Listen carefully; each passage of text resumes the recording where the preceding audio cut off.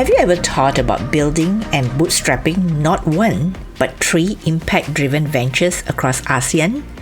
This is Krista Gun and welcome back to another episode of Womenpreneur Asia, the podcast that celebrates Asian women entrepreneurs across Asia and tells the real stories behind their journeys. As always, this episode is sponsored by Redbox Studio. Today's guest is Stacie Phyo, a dynamic young Myanmar founder who's built a trio of ventures in education, technology, and community leadership across ASEAN. Stacie started her first startup in 2019 in Myanmar, and today she's expanding her startup, Pace Forward, to empower learners, while another venture she created helps tutoring centers automate operations, and Women4Women, her third venture, is a non-profit mentoring platform for ASEAN women founders. In our conversation today, we dive into her bootstrap mindset, how she keeps the customer at the center, and of letting her team lead the way while she stays as supportive as she can. Now, if you're navigating growth, balancing multiple ventures, or building in unfamiliar markets, Stacie's journey offers practical lessons, especially on how to listen to customers first and build systems that scale. And as always, listen to the end for practical takeaways, and don't forget to follow me on LinkedIn, Facebook, or Instagram for more insights. Now, let's dive in with Stacie Phyo's story. Hi Stacie, welcome to Womenpreneur Asia. Hi Krista, thank you for inviting me. So Stacie, I always like to begin with a basic question but very important question. Who are you and where are you located? I am Stacy and I mainly work in tech or in education industry, and I had my first startup when I was like 22, so that was like back in 2019. So it's been a while I've been in the business. So currently I'm located in Bangkok, but I'm originally from Myanmar. So why Bangkok? Is there a specific reason Bangkok? I would say it's happened because after growing business in Myanmar for a while, I wanted to start growing internationally. So I was looking for opportunities. I was like looking between Singapore and a few countries, but I got one contact based in Thailand. He's an angel investor. He said, hey, if you are expanding, I would love to partner with you. So just come here and then we can set up something. So I guess there is an opportunity, so I just took it. So now I want to get into your story because I think you're young and yet you are a serial entrepreneur. You have multiple businesses and ventures happening at the same time, right? So perhaps you can let us in, like, when did that start and how did that start? Just backstory, I was never really interested in business before. So I was studying in New York. I was doing biotech. My ambition was like to become a researcher. I was like gonna do my master's, PhD. I was gonna go into that professional field. So after my bachelor, I was just doing a gap year. So I went back home, and while waiting for my master's program, so I was just home, and then it was boring. So I just decided, okay, I should probably do some project. That's where I met my co-founder of my first business. So I was working for him at first as a project manager for another project. And then while we're working, we started seeing a gap in the market. So at that time in Myanmar, it's like there's a lot of foreign investments coming in. There's a lot of companies setting up, and there's a need for like English language trainings. So that's where we saw the gap. Okay, there's a huge demand, but these physical classes or the traditional type of learning is not really supporting the working professional. So we just decided, hey, let's try to do an online tutoring project. It wasn't even a platform at that time. It was just like, oh, we advertise on Facebook. They just join on Zoom. So that was it. So we just started as a project like end of 2019. And then a few months later, COVID lockdown happened. So everyone was working from home. So then our service started to boom really fast from there. So that kept going for a few months. My initial plan was after that, I was just going to go back to do my master's and then leave it as a project. For our language tutoring, we hire the university students as our tutor. So we're working with a lot of like young people. And so every end of month, like I would hear these stories from the tutors. Like at that time, because of COVID, their parents were laid off from work. So they are the one financially supporting the whole family. They're the one paying rent for the family.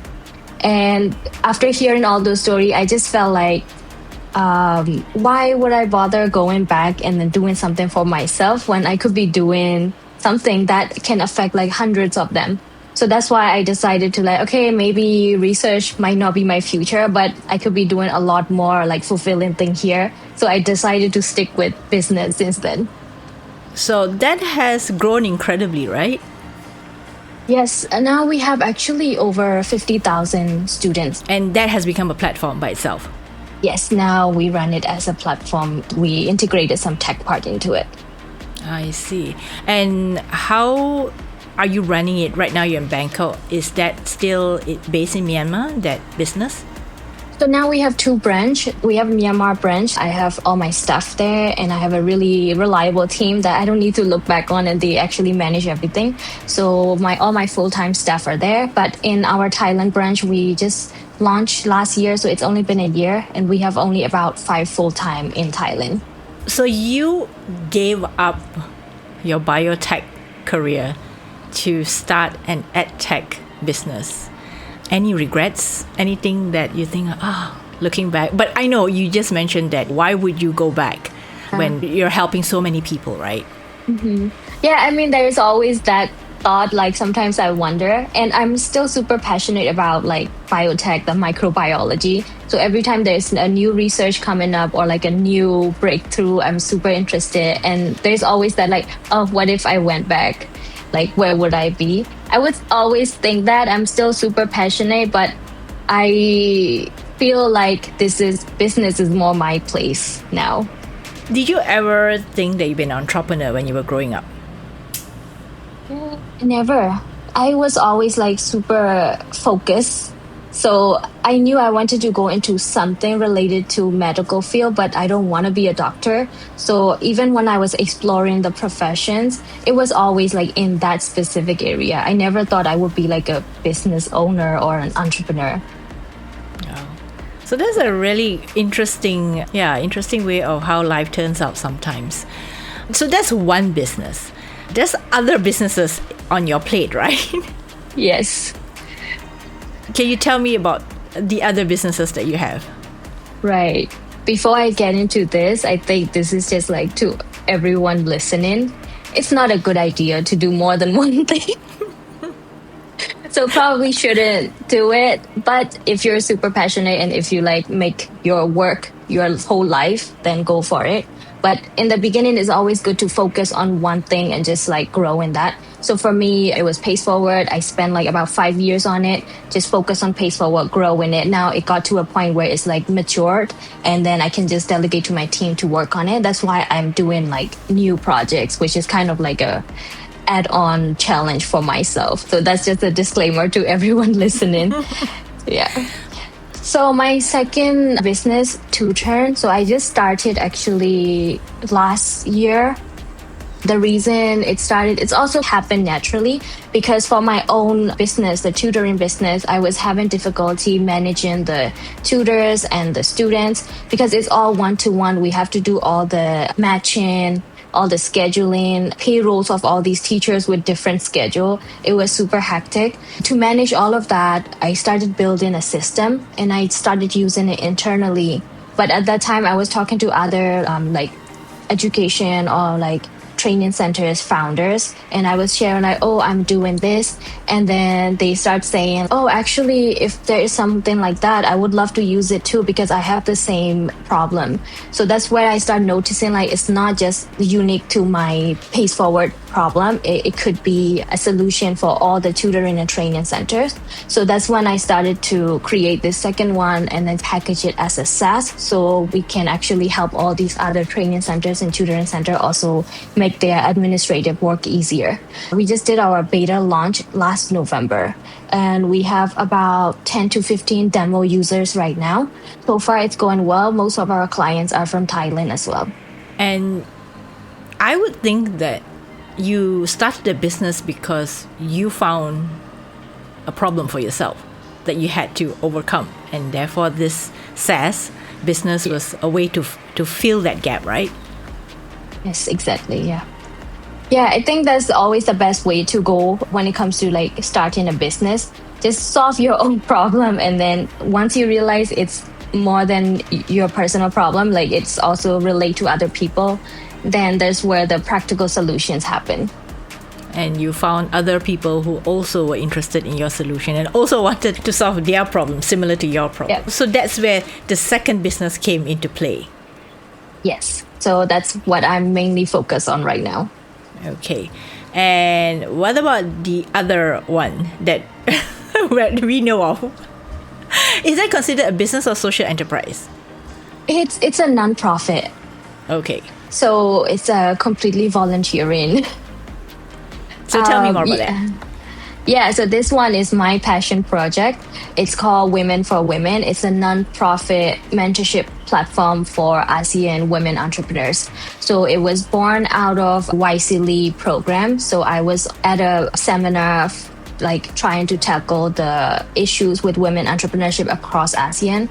So we had to sit in the room for the whole week, like how do we solve this problem? So it was super fun and also like really draining because we're like in the room like from 7 a.m. until 10 p.m. just working on the problem. One solution that we came up with is this one. What we see with the issue mainly is for me personally as well, because when I started diving into business, I never had like business experience before. So it was all like, okay, what can I find online that is going to help me with my business? And one thing I start seeing is like, there is a lot of resources or a lot of people that can help you, but all of those are in the Western context, right? So most of them don't really apply to our like ASEAN landscape because it's very different. We have different infrastructure. Ours is, okay, payment system could be completely different from what they have in the West. Like most of the people here don't even use Stripe. So it's so hard to get practical solutions or practical help from these existing platforms. So that's why we try to build this platform, because we want the first-time founders, the women founders in ASEAN, to actually connect to someone who has experience running a business or who has experience working with the ASEAN environment, so they know exactly what advice to give. So on the platform, the women founders can go book a session. If they need help with HR, they just like filter out HR professionals and they can book a session with someone who has experience in the context of ASEAN. So that's what we try to do with the platform. But yeah, it's a nonprofit. We started with YC Fund, and then we have a few sponsors supporting us to keep it sustainable. Of course, a lot of support from other women founders, like including you. Yeah, so it's because of all of these support that we're able to continue. Yeah. So it sounds like you have a full plate. How does your day unfold then? That's why I was saying earlier, I think if you really enjoy what you do, like it doesn't really feel like a burden to work on these things. I'm just like enjoying working on it, like from the moment I wake up until like on the weekends, on vacation. I love going on vacation and just open my laptop and work with the view. So that's my definition of vacation. So I think that helps as well. I always like try to blend it. I'm not like a work-life balance type of person. I try to blend it. Like I can enjoy at the same time I could be working. Wow. I think I know many women who are in that category. There are some people who just can't, right? I mean, a vacation is like time away from clients and people asking them for things, but it's also time for them to work on their things that they want to work on. Exactly. Yeah. It's a very good time to reflect and then do a lot with the strategies too. Because I realized I read one of your posts on LinkedIn saying that you really dread travel, but the fact that, you know, you get to catch up on reading as well. And okay, so now I want to talk about the book that you recommended by Dan Heath called Reset. Tell me, what was compelling about that book? And did that knowledge actually help you with your present business? The thing about books for me is like, you can read the same book 5 years ago and you can read that same book again like 5 years later and you would learn completely new from it, because everything is related to your own experience and where you are in life, right? So that book specifically, I was thinking if I read it when I first started my business in 2019, I wouldn't have understood it. It would have just been another book that was on my checklist, But now that I'm running a few different business, and that book is like talking about zooming out from like what you are doing on the daily life, and then seeing what's working, what's not working, and then resetting that to make it better. So I can like start relating all the things that was said in the book to my own business, and like try to apply it in different business, and I start seeing like how valuable it is. So in that moment, in that book was like super valuable, because I was also doing a lot of restructuring with Pace Forward, because I'm like finally letting go of the control and letting my team handle it 100%. So there's a lot to learn from, okay, so all the things, all the systems I have put in place 5 years ago, maybe it's time for some of them to evolve or some of them to change. And so it's good to see, okay, 5 years ago it was working, but maybe it's not working now. Someone has to make those changes. So yeah, I just spent a few hours reading that book, and then now I have a whole new strategy for Pace Forward that my team is executing. So that one, like in that context, was super helpful. And also because you're a young entrepreneur, I think new ideas come in and then you embrace it and then you let your team handle it. Would you say that this is something of your own personality, or is it something that because you're young and you're like, happy to embrace new things, but also happy to let go? Because I heard you say you're letting go. Is it a difficult thing to let go of Definitely. Definitely. I believe you have a similar experience before as well, right? Like when you started something from ground up, and then you want to control all the outputs and all the results, like you want things in certain way. And there's also like a personality of, maybe it's a personality trait as well, like super perfectionist. I want things to be exactly how I want it. So I need to control every single output to make sure my vision is executed 100%. In the beginning, I think when you're starting a business, like at least for the first 1 or 2 years, that is really helpful, because you really need to be like on the ground, all hands on deck, doing everything. But after a while, it's really important to also like step back and let your team handle and take ownership, and then let them take the business in the direction they want to take too, because it's not just a one person's passion anymore. After that, it's all that the whole team has to drive the change. So that's what I've been trying to manage myself, like not interfering too much what my team is doing, what direction they want to take Pace Forward. Yeah. So it's also sometimes quite hard, right? The fact that you want to let go, but you don't want to let go because you sometimes feel you're very responsible for the business and the clients and the people who work with you as partners. So now I want to ask you a little bit about when you were starting Pace Forward in the early years, what were some of your challenges?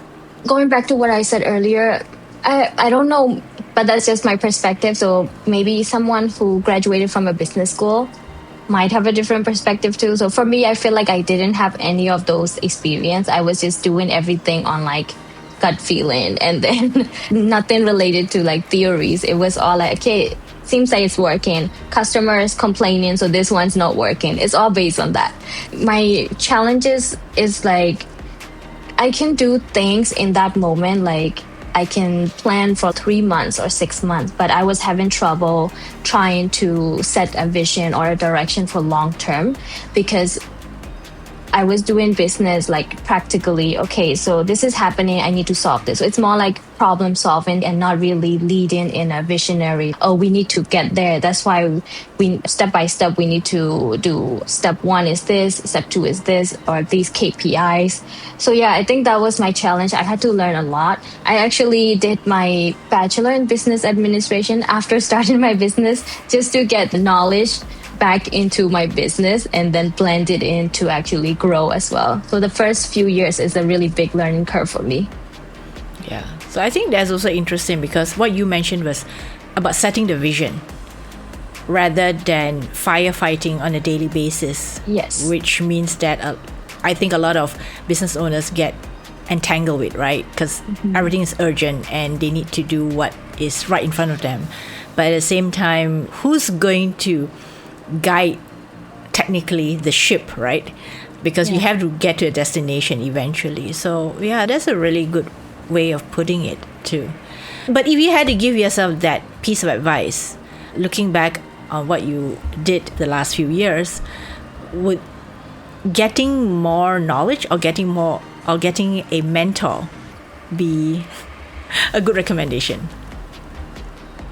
Definitely. I mean, that's one of the reason I'm still working on Women4Women, even though it has no like financial value for me, because I feel like at that time, if I had someone who would like give me advice and guide me through it, there's a lot of mistakes and a lot of time I would have saved by just like listening to someone who has been through that journey. And I personally am doing it to first time founders now, guiding them.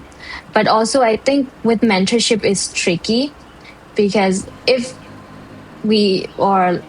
someone come and say, hey, this is probably not a good way, don't do it, but then they would never find out why on their own. So letting people make mistakes, in my opinion, is also one of a good way for them to grow. So I'm actually super grateful about all the mistakes I have made, because those really helped me grow really fast as well. So that's actually a dilemma, right? I mean, at one point, you're the mentor. You want to help your mentee avoid the pitfalls of entrepreneurship. Yeah. But on the other side is, if they don't make those mistakes, it doesn't feel like it's the full-on entrepreneurial experience. Yeah. How do you balance that? How do you balance that? I just let them. So as a mentor, the place I stay is like not leading them or like not taking them somewhere. I am the safety net. So I let them make mistakes, but I also already talk to them like, okay, if you do this, these are the possible scenarios. So these are the things you need to be prepared. So I always try to stay on the safety net side of it. So in case they do something, I try to help them with the network I have. Like they made some mistake, there is maybe someone who is willing to help at that time. So I think with mentorship, I am like not really supportive of like just taking them like, hey, this is the right way, this is the answer. I'm not into giving the answer to them. It's more just let them go wherever they want to go, and then just be a safety net along the way. Yeah, I think that's a good way of looking at it, because sometimes as mentors, we tend to want to jump in, right? We want to give the advice and prevent them from having those heartbreaks and trials and tribulations of their business life. But personally for you, if someone were to come to you and say, hey, Stacy, I would like to start an edtech business like you, what advice would you give to them? I think there's like a lot of books on this as well. I just don't think it could be said enough. It's like focus. First is always focus. Always just focus on one thing and then growing that to a level that it's matured. Because I think for young entrepreneurs, at least, we tend to be super excited with new ideas. We want to execute 2 or 3 different ideas at the same time. Or especially in the beginning stage of edtech, we get a lot of feedback from customer, and it's so hard to filter out which one we should take in and which one we should neglect. If a customer say, hey, I want this feature, and then as a tech founder, I want to solve their problem, and then I would say, okay, let's build that feature. But we also have to balance out, like, is it really going to help all the customers or just this one specific customers? So it's always about focus on who your customer is, what problem you're solving, and focus on the business, your own business overall. So that's the first thing. The second thing is the structure. That's, for me, I see a lot of founders who are not very organized. But for me, if you set a really good foundation, you can actually have more time to yourself as well. So I always try to encourage the founders to set a foundation, set a system. Even if you're working as a solopreneur, if you have a system in place, you can just delegate to anyone later on, and that will save you a lot of time as well. So 2 things, right? Focus, as in just do one thing until it gets to a stage where it's probably running on its own. And 2 is to put in systems and structures so that life gets easier, right? So you don't have to be doing 10 million things. The system or the structure helps you make your day easier. Good advice for that. in your own business did you put these two in place when you started Pace Forward and of course the other ventures that you have? After first year. So the first year it's all like firefighting. Whatever customers say, we try to do, we try to help.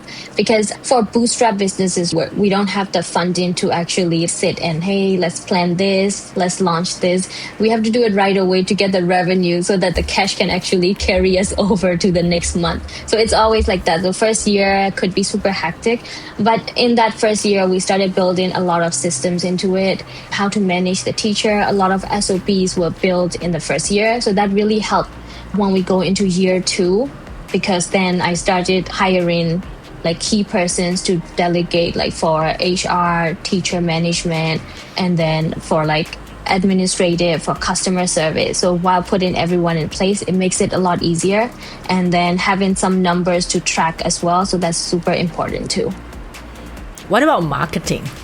Because I think this is the one thing that most entrepreneurs struggle with as well, right? When you're starting anything, what's marketing like for you personally, and how do you implement marketing strategies for your businesses?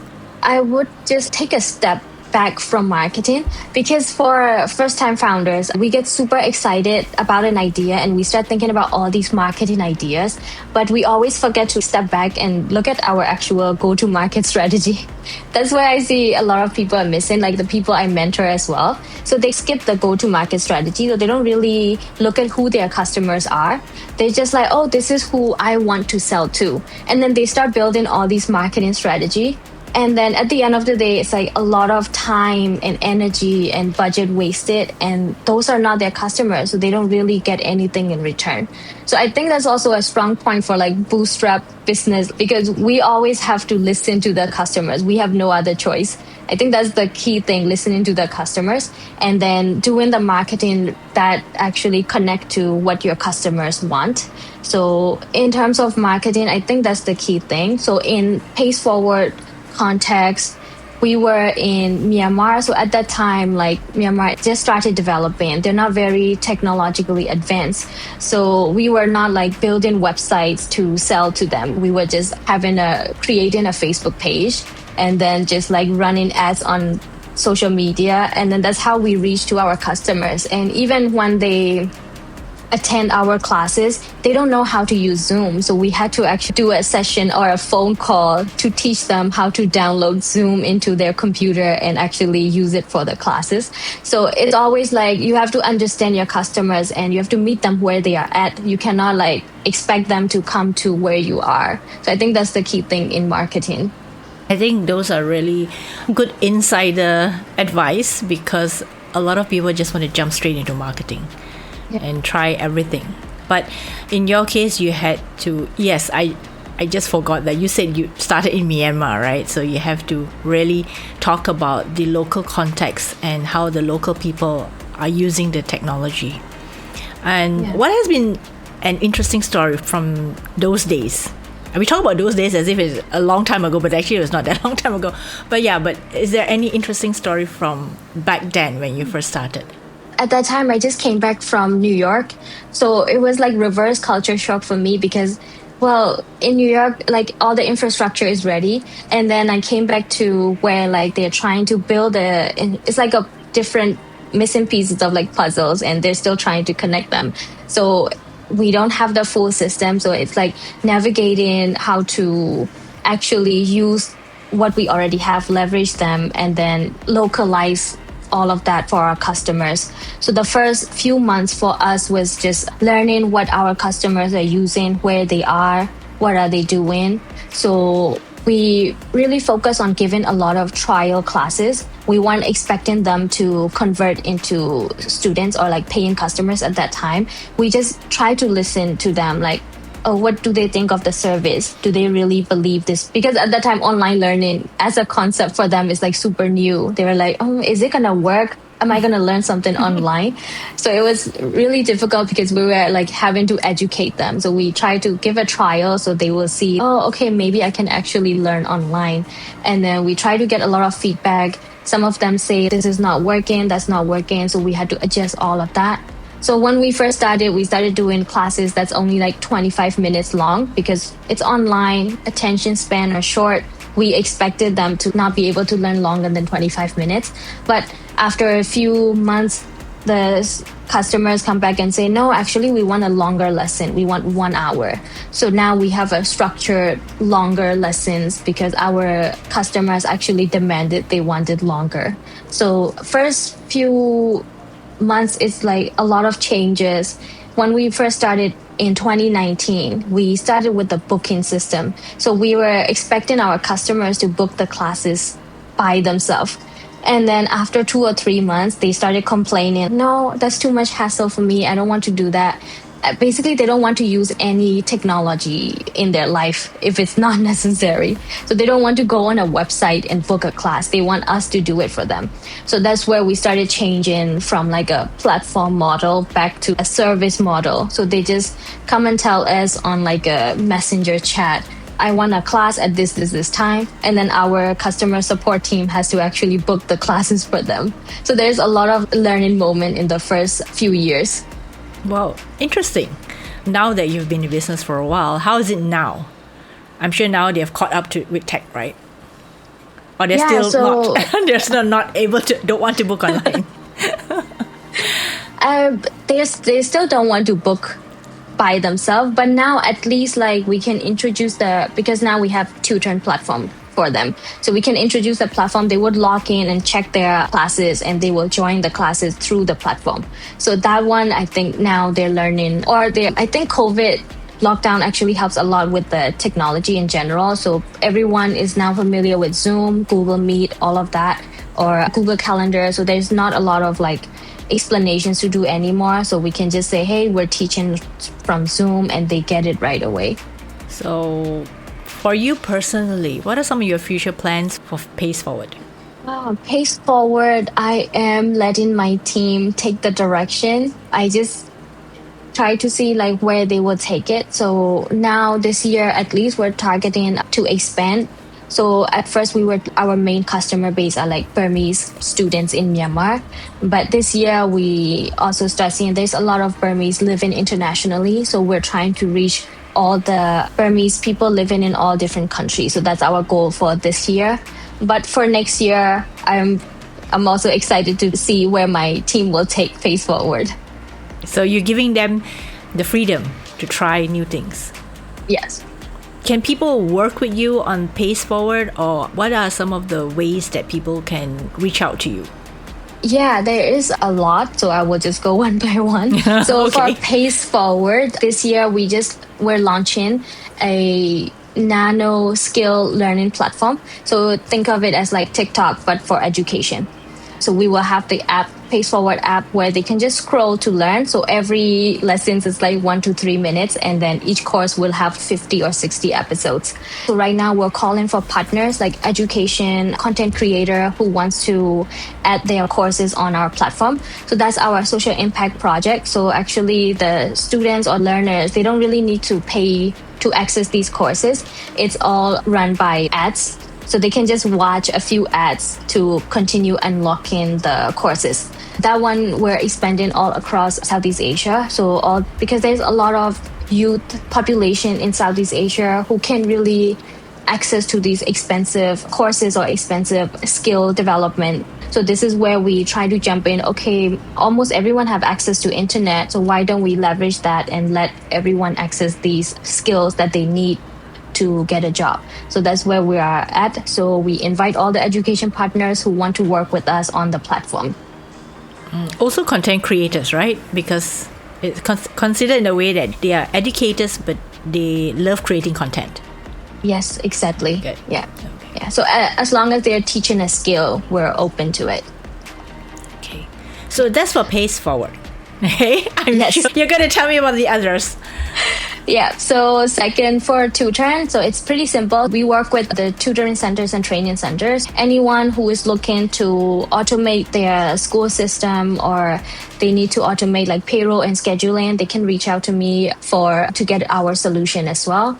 And then the last, my passion project, Women4Women. So that one is a nonprofit, and I want all the ASEAN women founders and professionals to get involved and support the community. So for that one, we invite mentors, mentees, or just community leaders who can help with bringing in more community members or bringing in more mentors and mentees or sponsors. So that one is nonprofit, so it's open for all type of partnership. If you're passionate about women founders and supporting women founders in ASEAN, so please reach out for that as well. That's why I thought it'd be interesting for you to talk about what are the things that you're doing. I think the future plans for all your 3 ventures are very interesting because I guess each one kind of feeds into each other and also kind of fit each other quite well. They're all about education, about knowledge, also about giving back in a way, especially for women. So personally, what are some of your hopes in terms of growing as an entrepreneur? Okay. My vision is actually for all these ventures, I want to delegate to my team and then let them run it, and I would just be like guiding them through it. So Pace Forward is already at that stage where I just let my team handle everything. So Tutearn, I still need to focus on it 1 or 2 more years afterwards. That will be stable and I could hand it over to someone as well. And then I want to focus most of my time on helping these first-time founders with mentoring and then support. So there's a few founders that I mentor and also I invest personally into their business to support as well. So that's where I want to be in long term as well. I don't really want to call it like venture capital because I'm not into like VC funded startups. I'm more into bootstrap, so it's more like venture building. So with mentorship and financial support, I can actually guide them and increase their chance of success in the business. Why not be a venture capitalist or angel investor? Are you considered? Is that considered? I think I can, but I don't really like call myself an angel investor yet. Because right now, the projects that I invest in are also the ones I also mentor, or at least I sit on the board and then act as an advisor.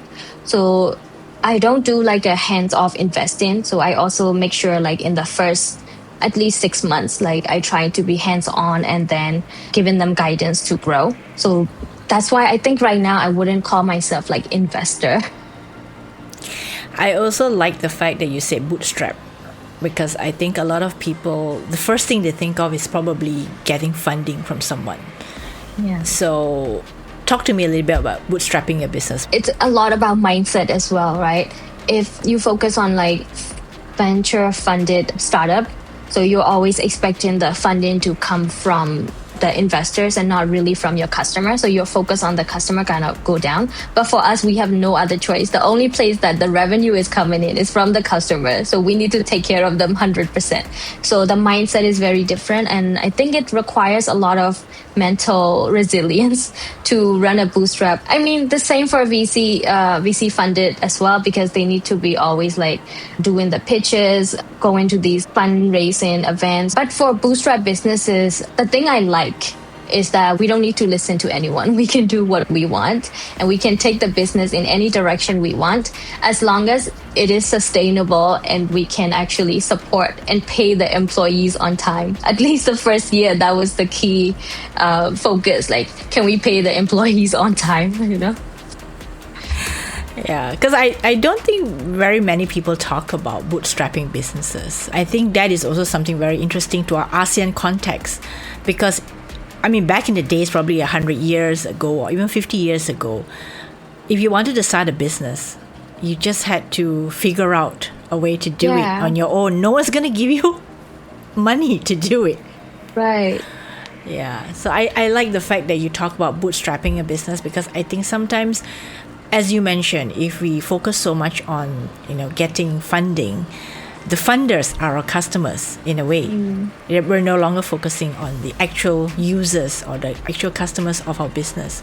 So yeah, great point that you make about bootstrap businesses. So in your case, what is the life of Stacy on a daily basis? I'm very curious to know. I think with the entrepreneurs, right, we don't have a 9 to 5, right? So we don't just wake up and try to run to office. But from the outside perspective, it will feel like, oh, she can just do whatever she wants whenever she wants. What a life. But actually for us, we're like mentally super stressed, even if we're not in the office, right? Like right now, today, I haven't gone to office yet. Like I'll probably go there after this. So I will get to office at like 3 p.m., 4 p.m., But my team understand that I'm still super active. But I think from outside perspective, it looks super chill. But yeah, I think not having a regular schedule is one of that for me. We cannot really plan to hang out with friends on a Sunday because maybe I have something on Sunday. So it's always just not regular, but also too much that I would say I don't want to wake up and go to office. So I never had those moments as well. And then I have a cat, so my whole life revolves around my cat too. So it's just like work and then making sure my cat is okay, his litter box is clean, taking him to the vet. So that's my daily routine. Oh, I understand it perfectly. I have a cat, but luckily for me, she likes to wander outside, and she comes back for meals only. So she's pretty much a very independent kind of cat. Independent. That's amazing. Mine just stays in the room and expect me to do everything. So you're a cat slave. Yeah. Yeah, that's who I work for. Okay, before I get to the last part of it, I just wanted to ask you, what was your childhood like growing up?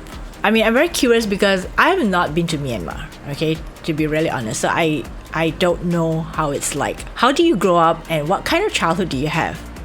And did that actually influence you to become the person that you are today? That's a really great question. I've been on a lot of podcasts, but this is my first time getting asked that. I love that question. Yeah, because childhood actually shape who you are, right? I didn't even grow up in a big city. I was in a small town. I mean, it's close to the capital city, Yangon, but still the other side of it. So I grew up in a small town and my parents are real life entrepreneurs. I just didn't see them that way because they just doing a business for me.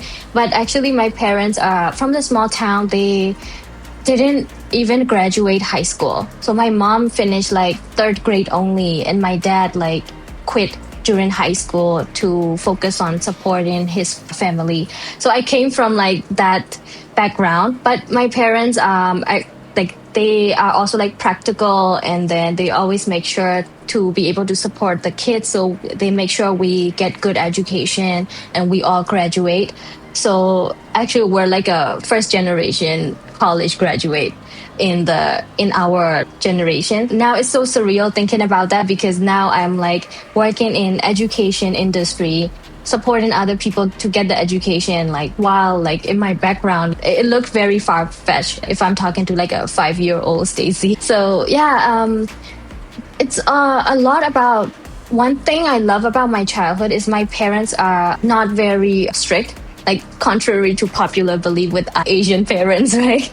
So they actually let us choose what we want to do. And their way of parenting is okay, you can do whatever you want, but also you need to face the consequences of your actions. So that actually helped us be more independent and we were able to choose freely what we want to do.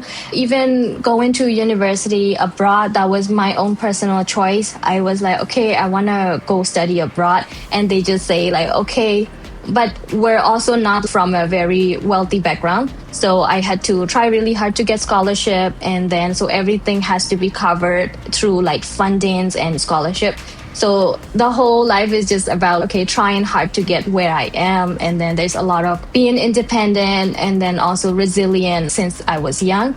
That I think really shaped me to become who I am today because since young I was always the problem solver, right? Because we're not from the wealthy background. So if there is something I want, I need to work for it. So that mindset is already built into it since I was young. And then as I grew up, I'm okay, if there is an obstacle, but I still want to get to this goal, how do I do it? So there's a lot of creative thinking or critical thinking around that as well.